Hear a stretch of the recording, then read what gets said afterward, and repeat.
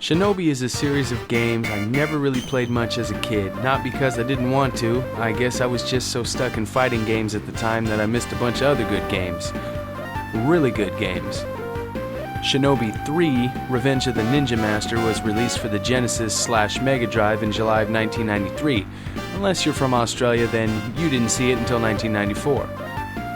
The Shinobi timeline confuses me a little bit. There's so many games and I don't know what order they're in. You got Revenge of Shinobi, Cyber Shinobi, arcade versions, Game Gear versions. I don't know, I just know this is the sequel to Revenge of Shinobi. The game is really easy to pick up and play. There's a special button, attack button, and a jump button. And I think anybody can get the hang of that. You also have the ability to run by double tapping the direction you want to go. Now, the first thing most people will notice while playing the game is it's not terribly difficult. Now, whether or not that's a good thing or a bad thing is up to you.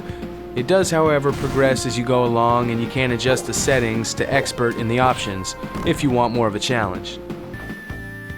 There are plenty of weapon and health pickups throughout the levels to keep you moving along. And speaking of levels, come on, it's a Sega game. The levels are great. Underground caves, battles in the forest, horse riding under the cloudy skies, riding the elevator in this level. They really are fun. I feel the game looks a tad bit on the dated side, even for 1993 standards. This game maybe looks just a few years older. Definitely doesn't look bad at all though. I mean, the colors are nice, the backgrounds are great.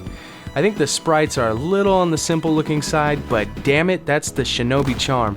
I really can't imagine it looking any differently.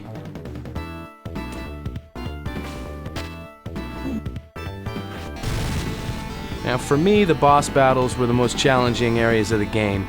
For the most part, they follow a pattern, but sometimes they'll try to throw you off. Best bet is to figure out their basic movements and find out how to defend it, then make your move in between attacks. Now if you've played a side-scrolling action game, you shouldn't be caught off guard with this one. Specials called ninjutsu techniques can be performed, one per level unless you pick up more.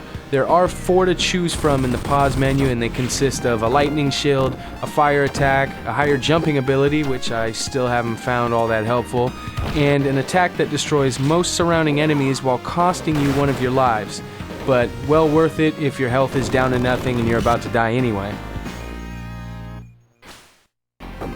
The horse riding and water ski levels differ from the rest. In these, you're moving along the screen automatically, battling enemies that are coming towards you while avoiding objects on the ground. It is a nice break from the normal action, same kind of stuff seen in the Teenage Mutant Ninja Turtles games. Some of the songs in the game pop out at me, and the others are just kind of generic Genesis themes.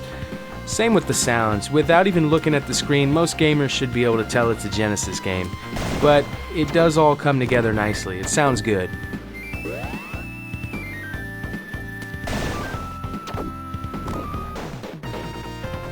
The game isn't really on the long side. I would say it's about an hour give or take to beat the game, and while a few more levels would have been nice, Shinobi 3 definitely doesn't come up short. It's one of those games you can complete and come back in an hour and do it again.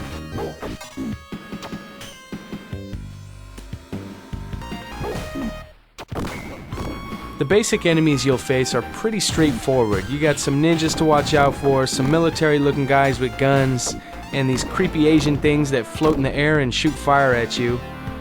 Oh, and then there's this level complete with creatures that look like they were taken straight from Super Metroid.